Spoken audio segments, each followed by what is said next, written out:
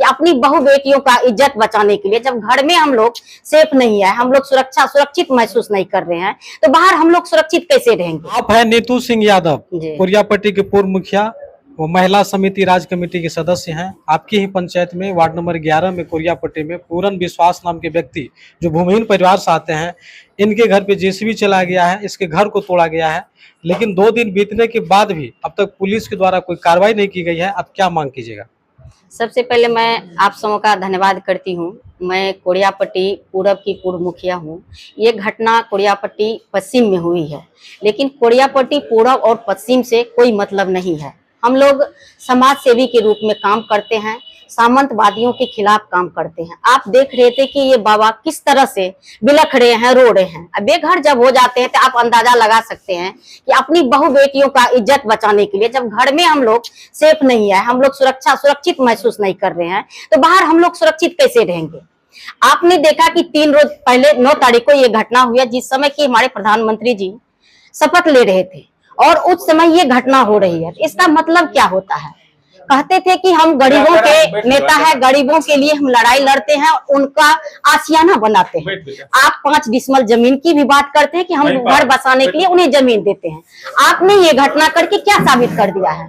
जब तक ये लोग का जैसे ही सरकार बन रही है तो मनोबल बढ़ गया है। यहाँ शुरू से ही सामंतवादियों का गढ़ रहा है। हमारे बलराम सिंह यादव जी बहुत ही सामंतवादियों से लड़ाई लड़के बहुत बेघर को घर बनाए हैं, बसाए हैं। नया नगर या कई तरह बहुत जगह घर बनाए हुए और उनका इज्जत बचाए हुए हैं।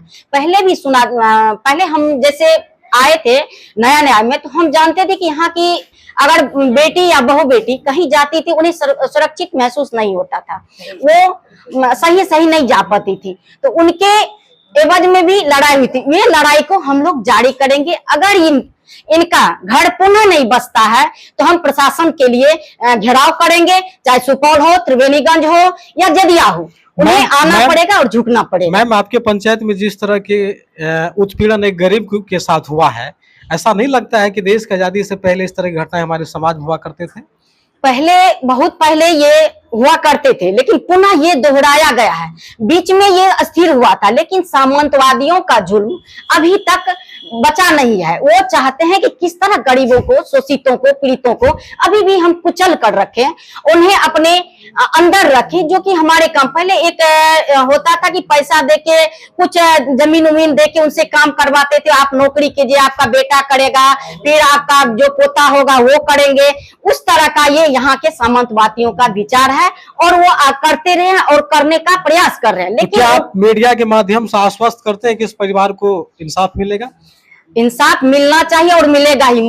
हम लोग जितना भी होता है, हम लोग क्रांतिकारी में से आते हैं, जब संघर्ष करने वाले होते हैं।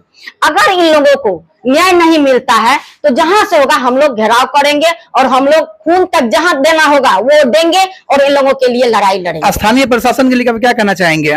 देखिए, आज ये कहने में शर्म लगती है कि अगर थोड़ा सा भी सामंतवादियों के यहाँ कुछ हो जाए, घर जल जाए, कि थोड़ा सा तबीयत भी खराब हो जाए, तो वहां प्रशासन के लोग पहुंच जाते हैं। आज इतनी बड़ी घटना हुई है, ये बोलने में भी शर्म लगता है कि कोरियापट्टी में इस तरह की घटना हुई है और प्रशासन के लोग अभी तक नहीं आए हैं। उनके लिए क्या कहा जाए? ये तो शर्म की बात है। आपको क्यों बनाया गया है? आप गरीबों की सुरक्षा, अरे सामंतवादियों तो अपनी सुरक्षा खुद कर लेते, उसके पास बंदूक गन क्या होते हैं, हसेड़ी होता है, सिपाही होता है, उनकी बदौलत करते हैं। ये तो आपके बदौलत रहते हैं। आपको क्या मिला? ये प्रशासन का बात सुन के हमें बहुत ही खीन हो रहा है, उन पर अच्छा नहीं लग रहा है। क्या लगता है आपकी आवाज का असर पड़ेगा प्रशासन को?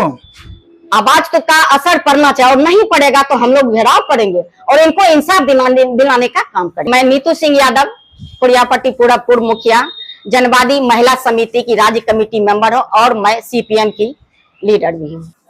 क्या कहना चाहेंगे इस तरह की जो घटना घटी है अपने समाज में, जिस तरह से गरीब का घर को उजाड़ दिया गया है, क्या कहेंगे? ये तो बहुत दुखद घटना है और यहाँ के सभी जनप्रतिनिधि और गरीब को इस पर संज्ञान लेना चाहिए। पुलिस और प्रशासन और सरकार के को जो है इस पर जो है तुरंत संज्ञान लेना चाहिए।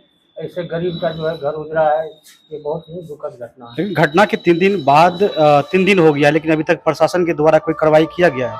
नहीं, अभी तक कोई कार्रवाई नहीं हुई। क्या लग रहा है प्रशासन की क्या मजबूरी है? अब क्या लगता है कि फिर भी उसका मजबूत है, उसके परिवार में फैमिली में जो है पदाधिकारी सब है वो सब दबाव में रहता है। अभी तक कोई कार्यक्रम कोई प्रतिक्रिया नहीं हुआ है। क्या नाम हो आपका? राजेश कुमार पासवान। राजेश जी, ये बताइए क्या गरीब को गांव में रहना अधिकार नहीं है? ठीक, अच्छी बात बोले आप। मैं राजेश कुमार पासवान, पूर्व जिला परिषद उम्मीदवार, जी जी। क्षेत्र संख्या 25। मैं आज में जमींदार को मैं कह देना, जिस समय घटना हुआ था उस समय पहुंचे 1 बजे, जी जी। 5 जेसीबी चल रही थी। मैंने बोला क्या हो रहा है भाई? बोला कि नहीं, मेरा जमीन हम खुदाई कर रहे हैं। उनके बाद जो है वहां पे सारा पब्लिक था, तो बोला कि नहीं, मैं अपना जमीन को काट के निकाल देंगे, उसके बाद उनका घर छोड़ देंगे। तो हम बोले भाई सीओ का मैटर है, सीओ के पास आवेदन दिया, क्यों चले गए? सबसे पहली बात तो ये है, उस जमींदार का बाप जिस स्कूल में पढ़ा है, मैं खुलेआम कहा जाना चाहता हूँ, उच्च विद्यालय कोरियापट्टी में उसका पिताजी पढ़ा है, और आज वही स्कूल का जमीन को भी हड़पा है। यहाँ का पदाधिकारी और सीओ भ्रष्ट, एसडीओ भ्रष्ट, डीएम भ्रष्ट। कान में आवेदन मैंने दिया, मेरा पत्नी सचिव है हाई स्कूल में 20 साल से, मैंने आवेदन दिया, विधायक जी अध्यक्ष हैं, सारा आवेदन देखो उसको सुपुर्द किया गया, अभी तक जांच नहीं आया। हाई स्कूल का जमीन जो है 3 कट्ठा जमीन का रोड साइड में अर्पित कर लिया। उसका पिताजी उस स्कूल में पढ़ा है, वही मास्टर उनको पढ़ाया है, जो मास्टर मर गया, पूरा गांव में पूछा। पूरन विश्वास गरीब रो रहे हैं, उनका घर उजड़ गया है, क्या लगता है आप लोगों की यहाँ के प्रशासन को देखिए, गरीब को उजाड़ा गया, एक तरफ सरकारी जमीन को जो जमीन दाता है उनके भी जमीन को घेर लिया, बोला मेरा ही जमीन है। अब उसका डीआईजी के है जिसमें जेसीबी ले गया, उसी दरोगा को डीआईजी का फोन आ गया, बड़ाओ को बोला क्या डीआईजी दरोगा साहब क्या कर रहा तुम? दरोगा तुम छोड़ो उसको, गाड़ी को। अच्छा, पीड़ित परिवार के साथ आप हैं? आप हैं तो हम तब कहाँ राजनीति करते, इनके साथ में तो जिम्मेदार के साथ रहेंगे क्या? हाँ। क्या नाम है आपका? मेरा नाम हुआ विवेश कुमार विश्वास। पूरन विश्वास के साथ जो हुआ है ये कितना सही है आपके नजर ये में? तो बिल्कुल गलत है। ये पूरन विश्वास के साथ ही नहीं हुआ है, इससे पूर्व मेरे साथ में भी वो जमींदार परिवार से लड़ाई हम खुद लड़ रहे हैं, उससे खुद हम दुखी हैं।